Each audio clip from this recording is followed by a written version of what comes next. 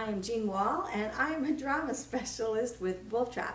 I'd like to demonstrate now a special dance called the Magnet Waltz. Now the children have already learned the magnet song, and we've talked about magnets, so then I tell the children magnets are really cool. How about if we use our imaginations and we pretend that we are magnets?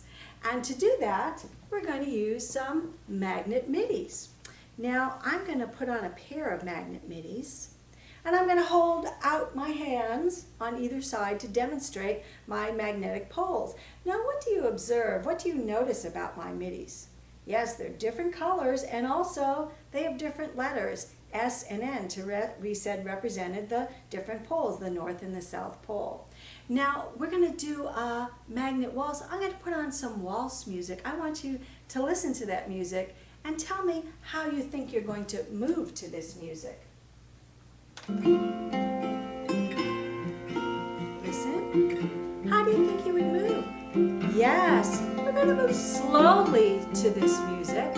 And I see several of you moving side to side. It makes you want to move from side to side. We are going to explore our circle as magnets dancing to that music.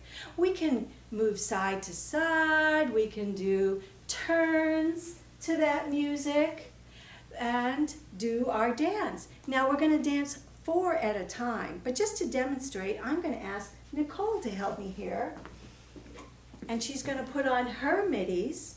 Now remember, we're going to be doing it 4 at a time, but just so you can see how we're going to do our dance first, we're going to demonstrate.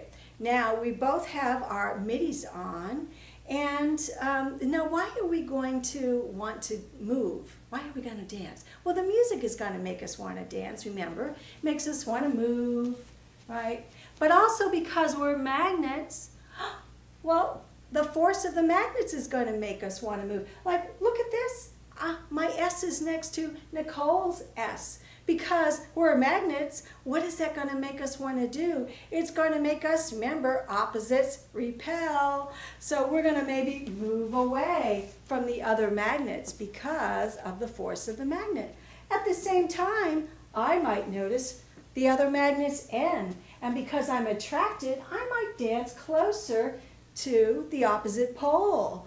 And I'm not going to touch her magnet at this point, but just dance close. So we can be attracted and we can be repelled by the magnetic force of our magnetic poles. Now we're going to get 4, and then I'm going to ask for the magnets to find one partner and dance with one partner. We're going to have to hook up our poles together. We're going to, look at this.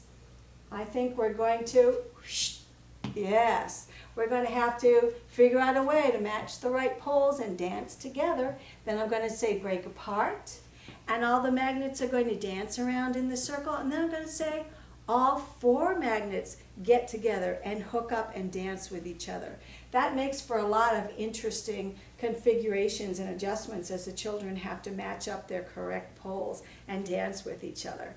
All 4 children do a very short dance. I have them take a bow, and then our middies go on to the next 4. And so I don't have the children who are watching sitting around the circle. I don't want them just sitting there passively waiting for their turn. So I tell them that a good thing for them to do is observe the dancers. Because what if the dancers don't realize that 2 poles are close to each other who should not be next to each other? You can warn them. You might say, Jean and Nicole, your S's are close. Oh, and then we would dance away.